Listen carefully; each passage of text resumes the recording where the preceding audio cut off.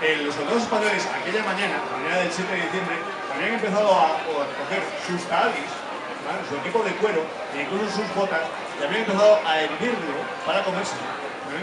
No habían totalmente esquilmado la isla, no quedaba nada que comer, ni nada que es con lo que pudieran calentarse. Cualquiera de ustedes que haya estado en Holanda o en esa zona, en Holanda o en Bélgica, recordarán que aparte de ser plano como una mesa de billar, tiene otra característica, que es que tiene muy poca vegetación, sobre todo en la parte de los polders, ¿no? Esto era una especie de pequeño polder en el río Mesa. De manera que durante esa semana los soldados españoles, los 3.000 soldados que estaban resistiendo, habían quemado todo lo que se podía quemar en el río, ¿vale? Bueno, pues resulta que los holandeses, dándose cuenta de la situación desesperada de los españoles, de aquella manera mandan a un emisario desde la flota del almirante Holbach. El almirante Holbach era el comandante, el almirante que mandaba la flota fluvial holandesa, que rodeaba los España. Y efectivamente, cuando llega el emisario de Holbach, pide hablar con el maestre Bobadilla. Y efectivamente le llevan a su tienda de campaña. Y le dice: señor, vengo con la intención de que os rindáis de parte de mi almirante. Y Bobadilla, simplemente con una demanda en la mano, le dice: señor, decidle a vuestro almirante que ya hablaremos de rendición después del muerto. Bueno, pues el holandés se queda alucinado y vuelve a la flota holandesa y le comunica a su almirante lo que había dicho el español. Bueno, el almirante Holbach dice: bueno, pues peor para ellos. Lo que vamos a hacer es que el Mosa tiene una serie de canales que regulan sus crecidas, vamos, claro, Países Bajos, con diques. Entonces lo que hicieron aquella tarde fue polar los diques. Polar los diques de los canales. ¿Qué ocurrió? De forma automática el nivel de las aguas del Mosa subió. Y la isla quedó inundada, salvo en un extremo, ¿vale? Yo les puedo decir que yo he estado personalmente en el sitio. El sitio todavía existe, ¿eh? Es lo verdaderamente increíble del sitio. Bueno, pues le puedo decir que la diferencia, ese, digamos, promontorio, vamos a ponerle las comillas, no tendrá más de 1 metro de altura con respecto al río. O sea, nada. Estamos hablando de esto.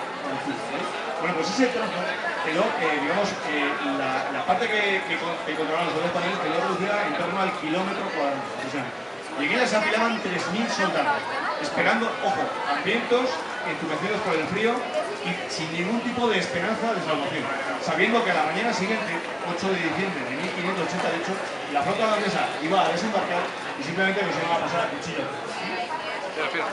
Bobadilla, que no dejaba el intento de seguir resistiendo, ordenó a sus soldados que se fueran retirando sobre el punto más alto, y el punto más alto no era otro que las ruinas de una antigua iglesia medieval, ¿vale?, de un pueblo que ya no existía, que era Empen, ¿vale? Bueno, pues en torno a aquellas ruinas, a aquellos muros, los soldados españoles tomaron la decisión de atrincherarse precisamente para resistir el ataque de los holandeses, ¿no? Y empezaron a acabar. Estamos hablando de las primeras horas de la tarde del 7 de diciembre, ¿vale? Cuando empezaron a acabar los soldados españoles en torno a las ruinas de la iglesia, en las primeras paletadas de tierra, uno de los soldados tocó un trozo de madera. Bueno, pues el soldado tiró de la madera con idea o bien de quemarla precisamente para calentarse, o bien en su defecto de utilizarla para entibar los muros de la trinchera que estaba haciendo. Pero cuando tiró de la madera, lo que se encontró fue, también hasta cierto punto tiene una lógica, porque claro, era una antigua iglesia, ¿vale?, encontró un retablo de la Virgen. Lo paradójico es que los colores, pese a que estaba enterrado, los colores se mantenían muy vivos, muy frescos, ¿no? Ya se puede imaginar la religiosidad del pueblo español de aquella época, de manera que se fue corriendo con el retablo a su maestro de campo, el maestro Bobadilla. Bobadilla, por encima de todo, era una persona absolutamente práctica, y se daba cuenta que con la independencia el descubrimiento de la tabla no significaba absolutamente nada, pero sí a él le venía muy bien desde el punto de vista psicológico para galvanizar el último esfuerzo de los soldados españoles. De manera que tomó la decisión de coger el retablo, subirlo a la punta de la bandera del tercio, atarlo, y efectivamente decirles a sus soldados ateridos y muertos de hambre, decir: esto es una señal, tenemos que seguir resistiendo. Celebraron una misa y siguieron cavando aquella tarde. Evidentemente, lo único para lo que le había servido a Bobadilla era para que durante media hora los soldados estuvieran con la mente en otra cosa, única y exclusivamente. Ahora bien, cuando empezó la noche, y estamos hablando de no más tarde de las 4:30 de la tarde, si conocen la zona y la época del año, diciembre, en Holanda, a las 4 de la noche empieza a anochecer, ¿vale? En cuanto empezó a caer la luz, entró un frente frío o un viento gélido desde el mar del norte. El Mosa desemboca en el mar del norte, ¿vale? Y resulta que ocurrió lo verdaderamente increíble. A partir de las primeras horas de la noche, del 7 al 8 de diciembre, se empezó a helar el Mosa, poco a poco. El Bombadilla, cada hora, ¿vale? Con un candil se acercaba hasta el borde del río y tomaba con la punta de la bota la superficie del hielo. Y se iba dando cuenta de que hora tras hora, mientras los soldados españoles seguían cavando esas trincheras, el hielo cada vez iba siendo más y más gordo, ¿vale? Se daba cuenta de que efectivamente por ahí podía haber una salvación. Y antes de que amaneciera, él, efectivamente, teniendo en cuenta que lo iba controlando cada rato, se dio cuenta de que el hielo era lo suficientemente profundo o ancho, claro, para que soportara el peso de un soldado, pero que al mismo tiempo que la flota holandesa se hubiera quedado clavada, ¿vale? Y efectivamente, antes de que los holandeses puedan reaccionar, lo que hace Bobadilla es coger sus 3.000 soldados españoles y lanzarlos en todas direcciones contra la flota holandesa, ¿vale? Claro, los holandeses son cogidos totalmente de forma inesperada. Y efectivamente los españoles consiguen acabar con la flota y salvarse ellos mismos. El almirante Holbach, y precisamente por eso, con diferencia de las crónicas españolas, también tenemos las crónicas holandesas. Pues el almirante Holbach escribe: bien os digo que Dios debe ser español cuando acontece estos milagros.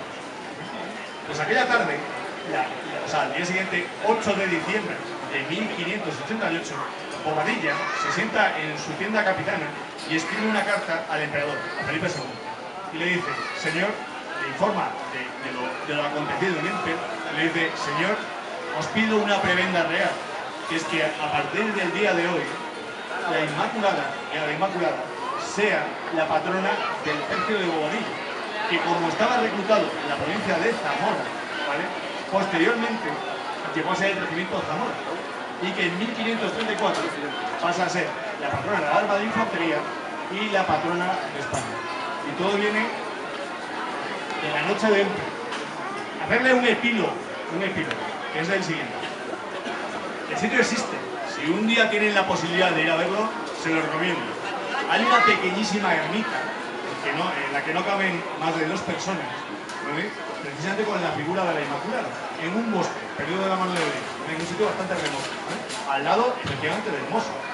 Ahora bien, si ustedes consiguen llegar hasta el sitio, que no es fácil, os lo digo yo, se van a llevar una decepción importante. ¿Por qué? Porque paradójicamente, al margen de que esto tendría que ser un lugar que el Ministerio de Defensa o el Ejército directamente, digamos, mantuviera, precisamente por la tradición que implica, porque es una de las primeras tradiciones del ejército español, ni más ni menos, paradójicamente, cuando ustedes llegan allí, se encuentran con una sorpresa morbosa. Quien paga la ermita y el mantenimiento, la cartelería, todo, no es el ejército español. Agárrense. ¿Quiénes son? No, señora. Más sorprendente todavía. Los holandeses. ¿No? Uy, la iglesia más bien no.